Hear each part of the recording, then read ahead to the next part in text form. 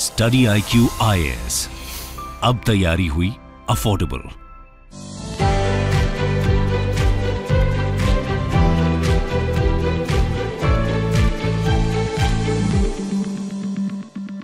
नमस्कार दोस्तों, I am sure कि आप में से ज्यादातर लोग डिजिटल लैंडिंग के बारे में सुने होंगे, उसको एक्सपीरियंस किए होंगे या तो कहीं ना कहीं आपने देखा होगा। जैसे क्रेड हो गया। आजकल जो फिनटेक कंपनीज है जिसकी मैं चर्चा करूंगा आगे वीडियो में, ये बहुत तेजी से बढ़ता जा रहा है और जिसके माध्यम से लोगों को डिजिटली लोन दिया जाता है बहुत आसानी से। और क्या होता है कि इसकी वजह से बहुत सारे जो फ्रॉड हैं वो भी आजकल होने लग गए हैं। इसको देखते हुए आरबीआई के द्वारा बहुत सख्त कदम लिया गया है, जिसके माध्यम से इन्होंने डिजिटल लैंडिंग गाइडलाइंस को जारी किया। ये आप देख सकते हो, RBI titans scrutiny over digital lending apps. तो इसको डिटेल से समझते हैं कि एग्जैक्टली क्या नियम कानून लाया गया है यहां पर कस्टमर्स के बेनिफिट के लिए, आरबीआई क्या कर रही है और इसकी वजह से क्या जो फिनटेक कंपनीज हैं, क्या उसमें जो इनोवेशन होता है वो रुक जाएगा। काफी कुछ डिस्कस करने को है इस वीडियो के अंदर। चलिए आगे बढ़ते हैं, लेकिन उसके पहले ध्यान रखना है दोस्तों, अगर आप यूपीएससी की तैयारी कर रहे हैं, इसका सारे जो बैचेस हैं, मॉर्निंग बैच, इवनिंग बैच, वो आपको हमारे ऐप के ऊपर मिल जाएगा। वहां पर आपको जाना है वेबसाइट पर या फिर ऐप पे और कोड इस्तेमाल करना है अंकित लाइव, ताकि मिनिमम दाम पर आपको सिर्फ 19,000 में ये पूरा कोर्स मिल सके। और यहां पर आप देख सकते हो, इसके अंदर 900+ आवर्स ऑफ लाइव टीचिंग आपको दी जाती है। MCQ, daily current affairs, prelim test series, ये सब कुछ मिलता है। साथ ही साथ आपको एक मेंटर भी मिलता है, ताकि कोई भी प्रॉब्लम हो तो आप अपने मेंटर से पूछ सकें। और अगर आपको ऑप्शनल की तैयारी करनी है, पॉलिटिकल साइंस या फिर ज्योग्राफी, वो भी आप ले सकते हैं। And use the same code again Ankit live, ताकि आपको ये सिर्फ 12,500 में मिल जाएगा। इसके अलावा अगर आपको एमसीक्यूज अटेम्प्ट करना है तो मेरे इंस्टा पेज पर जाइए, वहां पर स्टोरीज में जितने भी एमसीक्यूज हैं उसको आप अटेम्प्ट कर पाएंगे। चलिए शुरुआत करते हैं और देखते हैं सबसे पहले यहां पर कि फिनटेक होता क्या है।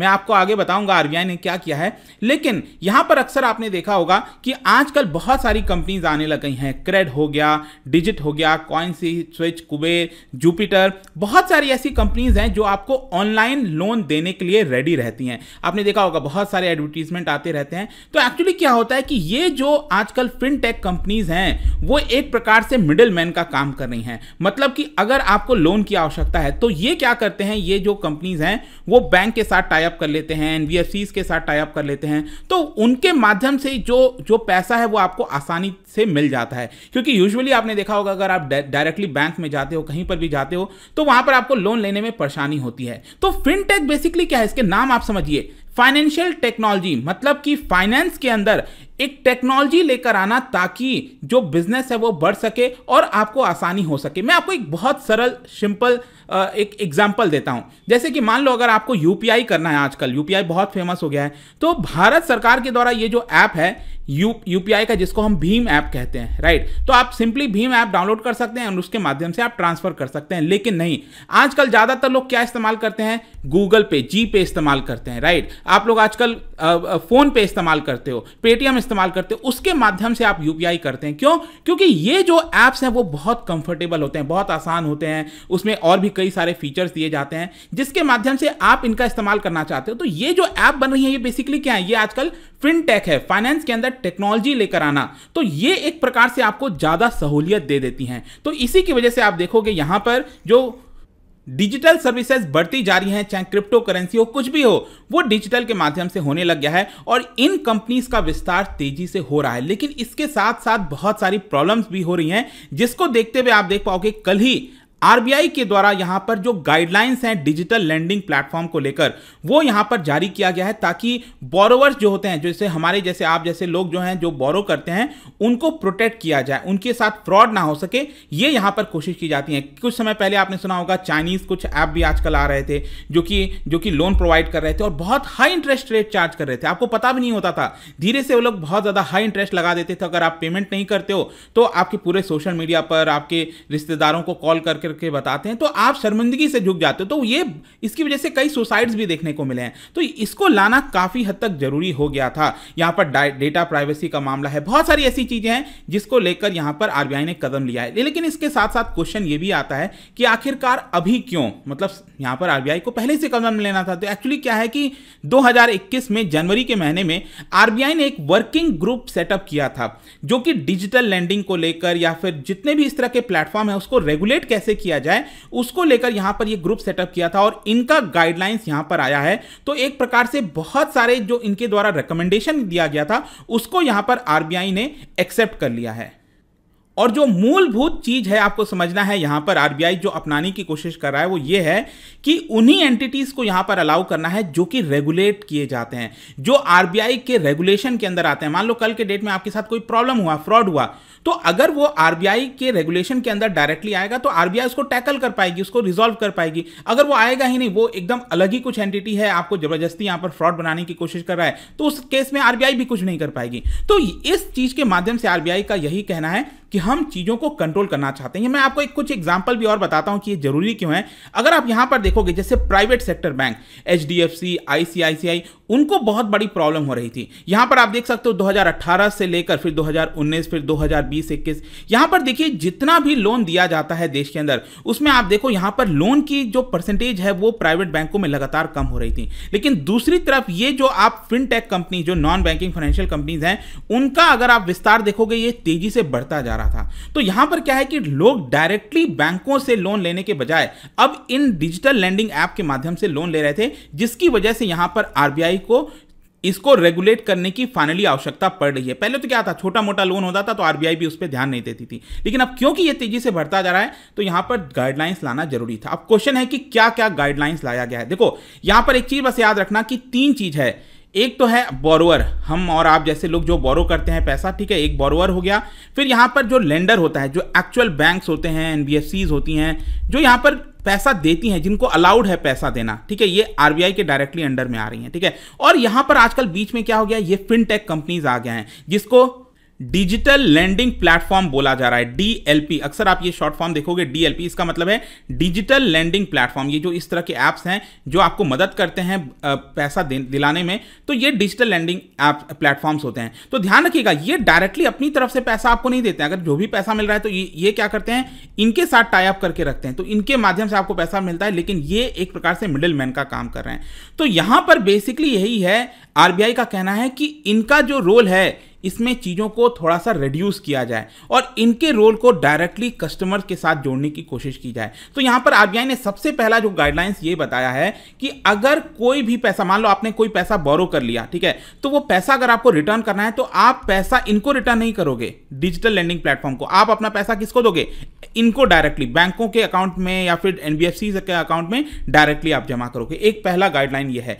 फिर दूसरा यहां पर यह है कि अगर बोरोवर को कोई भी पैसा आता है वो बोरोवर के खाते में डायरेक्टली आएगा, मतलब ये बैंक और एनबीएफसी इनको पैसा नहीं देंगी डिजिटल लेंडिंग प्लेटफॉर्म को, ये पैसा डायरेक्टली आपके खाते में यहां पर जमा होगा, ठीक है। ये दूसरा नियम लाया। फिर तीसरा यहां पर ये बोला गया कि अगर कोई भी चार्जेस हैं, कोई भी सर्विसेज के लिए कोई भी चार्जेस दिए जा रहे हैं, वो यहां पर बैंक्स और एनबीएफसीज डायरेक्टली बोरोवर से पैसा लेंगी। यहां पर डीएलपी जो है वो ये नहीं कहेगी हमें आप पैसा दो और फिर हम पैसा यहां पर बैंक को देंगे। हो सकता है बीच में पूरा घोटाला कर जाएंगे लोग। तो आई होप कि आप समझ रहे होंगे, यहां पर एक प्रकार से आरबीआई इनके रोल को जो है वो कम करना चाह रही है। इसके अलावा यहां पर आरबीआई ने यह भी कहा कि कूलिंग ऑफ पीरियड भी होना चाहिए। मान लो आपने पैसा ले लिया लेकिन यहां पर आप पैसे को पे नहीं कर पा रहे हो, आपका कहना है कि मुझे 10 दिन का मोहलत चाहिए, और आप मान लो आप पूरा लोन ही चुका देना चाहते हो। मान लो आपने 2 साल के लिए लोन लिया था लेकिन 6 महीने के बाद आप लोन देना चाहते हो पूरा, तो यहां पर एक सुविधा होनी चाहिए कि आप अपना पूरा जो पैसा है जो आपने लोन लिया था वो वापस लौटा सकते हो विद सम चार्जेस। यहां पर आपको पेनल्टी नहीं देनी है लेकिन सम चार्जेस देकर आप वो पूरा पैसा लौटा सको। इसके अलावा यहां पर आरबीआई ने क्लियरली कहा है कि नोडल ग्रीवियंस रिड्रेशल ऑफिसर होना चाहिए। मान लो आपने पैसा बोरो किया, आपको कोई प्रॉब्लम आ गई, कोई दिक्कत आ गई, तो एक ऑफिसर होना चाहिए इन कंपनीज की तरफ से जो इन सब चीजों के ऊपर ध्यान देगा, आपकी कंप्लेंट्स को सुनेगा। इसके अलावा आरबीआई ने यहां पर ट्रांसपेरेंसी को बढ़ाने के लिए काफी कोशिश किया है ताकि यहां पर जब भी आप बोरो करो इन लेंडिंग ऐप के माध्यम से तो आपको अंधेरे में ना रखा जाए। जैसे कि यहां पर बोला गया है कि एक स्टैंडर्ड की फैक्ट स्टेटमेंट होना चाहिए, मतलब कि आपके ऊपर इतना इंटरेस्ट रेट चार्ज होगा तो वो क्लियरली लिखा रहेगा। यहां पर इतने दिन का ये टेन्योर है वो आपका क्लियरली लिखा रहेगा। तो एक प्रकार से जितनी भी चीजें हैं, जितने भी इंपॉर्टेंट पॉइंट्स होते हैं वो एक स्टैंडर्ड फॉर्म में हर एक को प्रोवाइड करना पड़ेगा, तो ट्रांसपेरेंसी इससे इंक्रीज होगी। इसके अलावा यहां पर अचानक से कई बार आपने देखा होगा आपको क्रेडिट लाइन मिलता है, मतलब यहां पर आपको 2 लाख का लिमिट मिल गया कि आप खर्च कर सकते हो, क्रेडिट कार्ड आपको मिल गया। तो यहां पर कई बार ये लोग क्या करते हैं, खुद से ही यहाँ पर आपका जो क्रेडिट लिमिट है उसको बढ़ा देते हैं, 2 लाख से 2.5 लाख, 3 लाख, 4 लाख ऐसे बढ़ा देते हैं। लेकिन आरबीआई ने कहा है कि आपके परमिशन के बिना, बोरोवर के परमिशन के बिना इसको बढ़ाया नहीं जा सकता। इसके अलावा जो एक और इंपॉर्टेंट चीज आता है वो है प्राइवेसी का मामला।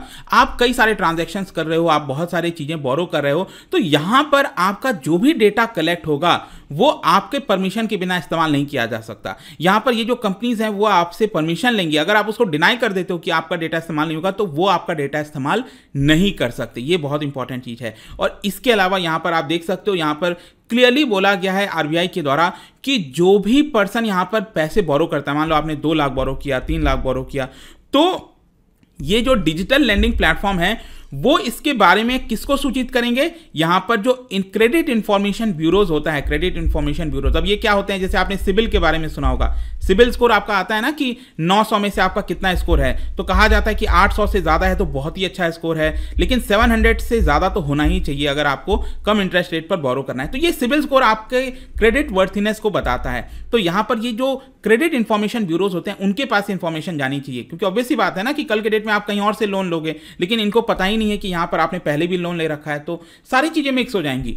तो ये सब कुछ किया गया है। इसके अलावा आरबीआई ने भी अपनी तरफ से कुछ सजेशन दिया है सरकार को, जैसे कि सरकार को यह कहा है कि आप एक कानून लेकर आइए ताकि जो अनरेगुलेटेड एक्टिविटीज होती हैं, लेंडिंग एक्टिविटीज, उसको पूरी तरह से बैन किया जा सके। मतलब कि वैसे तो इलीगल है, अगर आप आरबीआई के अंडर में चीजों को नहीं कर रहे हो तो वैसे इलीगल होता है, लेकिन अगर एक कानून लाया जाएगा, उसमें सजा का प्रोविजन लिखा जाएगा कि ऐसा ऐसा नहीं हो सकता, वो सब कुछ तो सरकार वो ला सकती है। इसके अलावा आरबीआई ने यहां पर एक और सजेशन दिया है कि एक इंडिपेंडेंट बॉडी बनानी चाहिए जिसका नाम होगा डिजिटल इंडिया ट्रस्ट एजेंसी। और ये बेसिकली क्या करेगा कि जितने भी लेंडिंग एप्स हैं जो कि कस्टमर इस्तेमाल कर सकते हैं, तो वो उसको ऑथराइज करेगा और उसका देखभाल करेगा कि जितने आजकल ऐप्स आ रहे हैं उसके ऊपर निगरानी रहे अच्छे से। तो इसके लिए एक एजेंसी होनी चाहिए, डिजिटल इंडिया ट्रस्ट एजेंसी। और यहां पर आरबीआई ने एक और रिकमेंडेशन दिया है कि जैसे आपने सुना होगा नेशनल क्राइम रिकॉर्ड ब्यूरो हो रहा है, मतलब देश के अंदर जितने भी क्राइम्स होते हैं उसको लेकर रजिस्ट्री होती है, क्राइम्स के बारे में पिछले साल का रिकॉर्ड होता है। तो वैसे यहां पर फाइनेंशियल क्राइम से रिलेटेड भी एक ब्यूरो बनाना चाहिए कि फाइनेंस से रिलेटेड जो फ्रॉड हो रहे हैं, गलत काम हो रहा है, उसका भी एक डेटा हमारे पास हो। तो ये सब कुछ याद रखिएगा, ये आरबीआई ने रिकमेंडेशन, सजेशन दिया है यहां पर कि सरकार को ऐसा सब कुछ करना चाहिए ताकि हम और पुख्ते तरीके से चीजों को मजबूत कर सकें। लेकिन यहां पर एक क्वेश्चन जो इमर्ज हो रहा था बार बार लोगों के मन में कि आरबीआई ऐसा करके क्या फिनटेक के ग्रोथ को हैम्पर करना चाह रही है, खत्म करना चाह रही है, मतलब जो आजकल ये इतने अच्छे अच्छे ऐप्स आ रहे हैं क्या उनके ग्रोथ को खत्म करना चाह रही है आरबीआई। ये क्वेश्चन कई जगह इमर्ज हो रहा था, लेकिन ये जो गाइडलाइंस अभी जारी किया गया आरबीआई के द्वारा, उसके तहत कई जो फिनटेक एक्सपर्ट्स हैं, इंडस्ट्री है, उनका कहना है कि नहीं, ऐसा लगता नहीं है, क्योंकि यहां पर उनका भी ये मानना था, जैसे कि आप देख सकते हो कुणाल वर्मा जो कि को फाउंडर हैं फिनटेक कंपनी फ्रियो के, उनका ये कहना है कि ये सारे गाइडलाइंस जरूरी हो गए थे कंज्यूमर के इंटरेस्ट में, क्योंकि जिस प्रकार से जो इनोवेशन बढ़ रहा था, ऐप्स सामने आ रहे थे, वो अनचेक्ड हो रहे थे, आरबीआई के रेगुलेशन के बाहर जा रहे थे, और इसी की वजह से इनका आना बहुत ज़्यादा जरूरी था। और यहाँ पर रेगुलेटर ने यही कोशिश किया है कि जितना भी पैसे का फ्लो होगा वो लेजिटिमेट अकाउंट से हो, केवाईसी अकाउंट से हो, ऑडिट हो उसका प्रॉपर तरीके से, और जो बैड लेंडिंग प्रैक्टिसेस हैं उसको रोका जाए।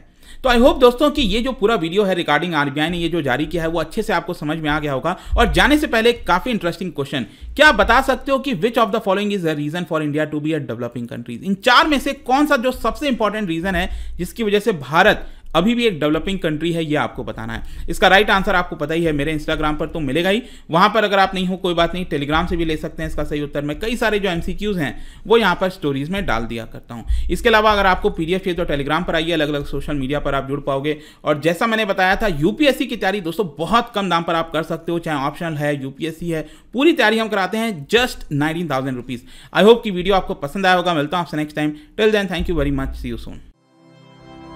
स्टडी IQ IAS, अब तैयारी हुई अफोर्डेबल।